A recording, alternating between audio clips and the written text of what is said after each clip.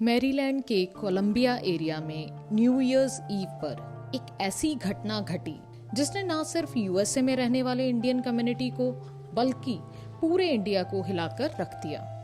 ये कहानी है एक ब्राइट, एम्बिशियस और टैलेंटेड लड़की की जिसके सपने एक पल में बिखरे और जिसने अपने ही एक पुराने रूममेट के हाथों अपनी जान गंवाई। निकिता गोडिशाला का ताल्लुक हैदराबाद, तेलंगाना के सिकंदराबाद एरिया से था।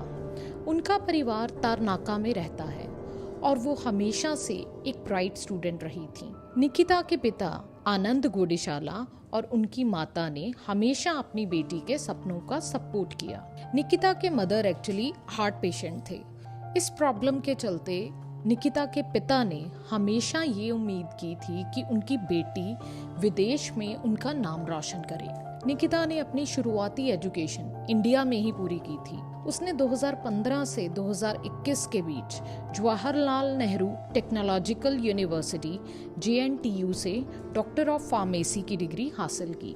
इसके बाद उसने अपना रुख यूएसए की तरफ किया, जहां उसने university of Maryland Baltimore county UMBC से हेल्थ इंफॉर्मेशन टेक्नोलॉजी में मास्टर्स डिग्री कंप्लीट की। निकिता एक बहुत ही हार्ड वर्किंग करियर वुमेन थी। उसने आगे जाकर के वेदा हेल्थ में काम किया। वेदा हेल्थ में काम करते हुए उसने अपनी डेडिकेशन से सबका दिल जीत लिया।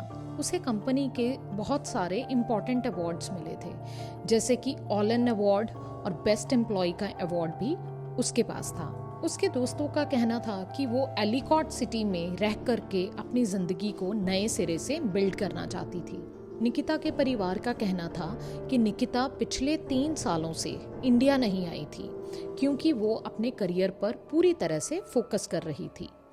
31 दिसंबर की रात 10 बजे निकिता अपने पिता को न्यू ईयर विश करने के लिए कॉल करती है, जो कि निकिता की अपने पेरेंट्स के साथ हुई आखिरी बातचीत थी। हार्वर्ड काउंटी मैरीलैंड में 31 दिसंबर 2025 की शाम को जब लोग नए साल का स्वागत कर रहे थे या उसकी तैयारी कर रहे थे, तब कोलंबिया के एक अपार्टमेंट में एक बेहद खौफनाक साजिश को अंजाम दिया जा रहा था।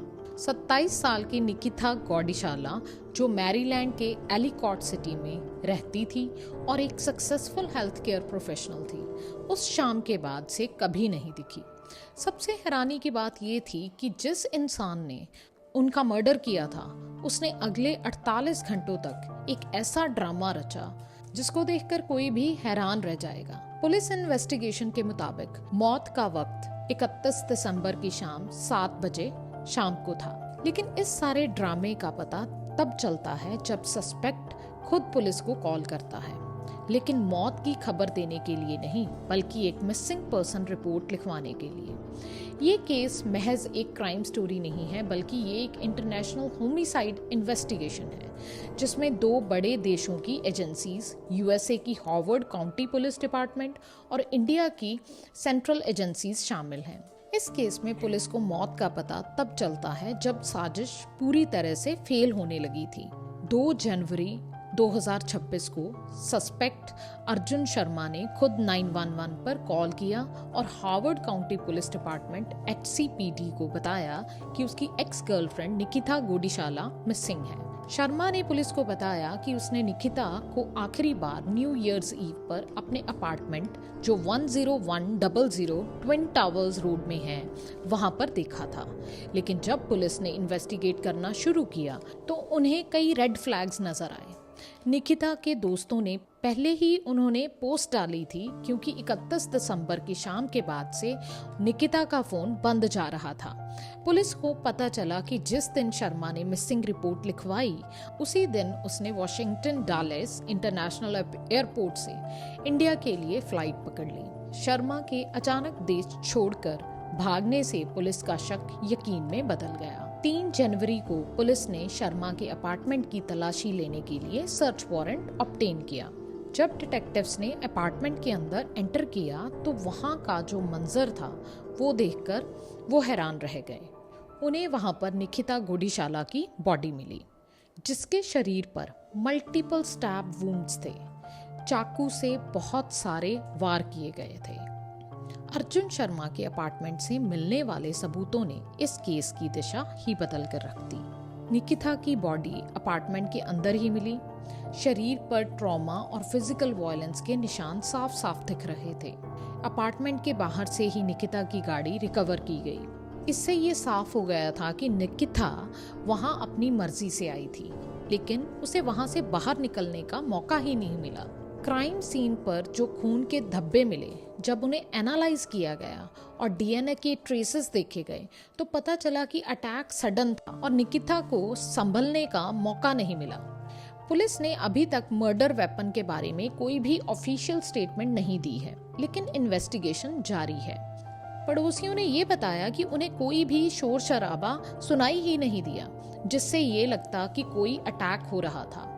अब आते हैं इस मर्डर के पीछे की वजह के ऊपर। इस मर्डर के पीछे कोई रोमांटिक एंगल नहीं था, बल्कि फाइनेंशियल डिस्प्यूट्स और धोखाधड़ी थी। निकिता के परिवार ने शर्मा के खिलाफ कई सबूत दिए थे। निकिता के पिता आनंद गोडीशाला ने साफ किया कि अर्जुन शर्मा निकिता का बॉयफ्रेंड नहीं, बल्कि उसका एक्स रूममेट था। मेरा बेटी का नाम निकिता है। तो रूममेट से 4 जने रहते थे। शर्मा ने निकिता से और कई दूसरे लोगों से काफी बड़ा कर्ज ले रखा था। निकिता को जब पता चला कि शर्मा इंडिया भागने की प्लानिंग कर रहा है, तो उसने अपने पैसे वापस मांगने शुरू किए। निकिता की बहन सरस्वती गोडीशाला ने बताया कि जब निकिता मिसिंग थी, तब निकिता के अकाउंट से पैसों का बहुत बड़ा हेरफेर हुआ था। शर्मा ने एलिजिडली निकिता के अकाउंट से $3,500 ट्रांसफर किए थे। शर्मा ने 27 दिसंबर को उसकी बहन से $4500 उधार मांगे थे, जिसमें से $3500 रिटर्न हो गए थे, लेकिन बाकी के $1000 के लिए विवाद चल रहा था। 31 दिसंबर को निकिता इसी बचे हुए अमाउंट के लिए शर्मा से मिलने गई थी। शर्मा ने फ्लाइट की बुकिंग पहले ही कर रखी थी, जो ये साबित करता है कि उसने निकिता को मारने का पहले ही प्लान किया हुआ था कि बाद में वो देश छोड़ के चला जाएगा और भारत वापस आ जाएगा। पोस्टमार्टम एनालिसिस में निकिता की मौत का कारण मल्टीपल स्टैब वुंड्स और शार्प फोर्स ट्रॉमा था, जिसमें बहुत तेज धार वाले चाकू से निकिता पर वार किए गए थे, जिसकी वजह से उसकी मौत होती है। फॉरेंसिक रिसर्च पेपर्स और टेक्निकल डेटा के अनुसार इस तरह के इंजरीज का एनालिसिस बहुत ज़्यादा कॉम्प्लेक्स होता है। ऑटोप्सी रिपोर्ट ने कंफर्म किया कि निकिता की मौत 31 दिसंबर की शाम को ही हो गई थी। और एक और बात, शरीर पर मिले वुंड्स बताते थे कि हमला इतना ज़्यादा खतरनाक था, इतना ज़्यादा वायलेंट था कि मौत मौके पर ही हो गई थी। अर्जुन शर्मा, जिसकी उम्र 26 साल थी, कोलंबिया मैरीलैंड का निवासी था। शुरुआती रिपोर्ट्स में उसे एक्स बॉयफ्रेंड कहा गया था, लेकिन परिवार ने उसे निकिता का एक्स बॉयफ्रेंड नहीं बताया, बल्कि बाद में उन्होंने ये क्लियर किया कि ये उसका रूममेट था, मतलब एक्स फ्लैटमेट था। निकिता ने अपनी एक ऑनलाइन सोशल मीडिया पर डाली हुई पोस्ट में बताया था कि उसका जो रूममेट है वो बहुत हाइजीनिक है और उसका व्यवहार बहुत अच्छा है। लेकिन बाद में पैसों की हेरफेर की वजह से निकिता के संबंध अर्जुन से खराब हो जाते हैं। मर्डर के बाद 2 दिनों तक नॉर्मल बिहेवियर दिखाना और फिर मिसिंग रिपोर्ट लिखवाना एक क्लिनिक सोशियोपैथ की निशानी हो सकती है। अर्जुन शर्मा की फैमिली बैकग्राउंड के बारे में अधिक जानकारी नहीं मिली है। अर्जुन शर्मा के यूएसए से भागने के बाद हार्वर्ड काउंटी पुलिस ने इंटरपोल के साथ मिलकर एक रेड नोटिस इशू किया। रेड नोटिस एक तरह का इंटरनेशनल अरेस्ट वारंट होता है, जो दुनिया भर की पुलिस को सस्पेक्ट को पकड़ने की इजाजत देता है। यूएस अथॉरिटीज और इंडियन एजेंसीज ने मिलकर के कोऑर्डिनेट किया, शर्मा की मूवमेंट्स को ट्रैक किया और डिजिटल सर्वेलेंस और फ्लाइट डेटा का यूज करके उसको ट्रेस किया गया। मार्च के शुरुआती दिनों में तमिलनाडु पुलिस ने अर्जुन शर्मा को कस्टडी में ले लिया।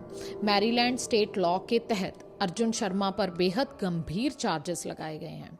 इसका मतलब है कि मर्डर इंटेंशनल और प्रीमेडिटेटेड था, बिल्कुल पहले से प्लान्ड था। इसमें लाइफ इम्प्रिजनमेंट तक की सजा हो सकती है।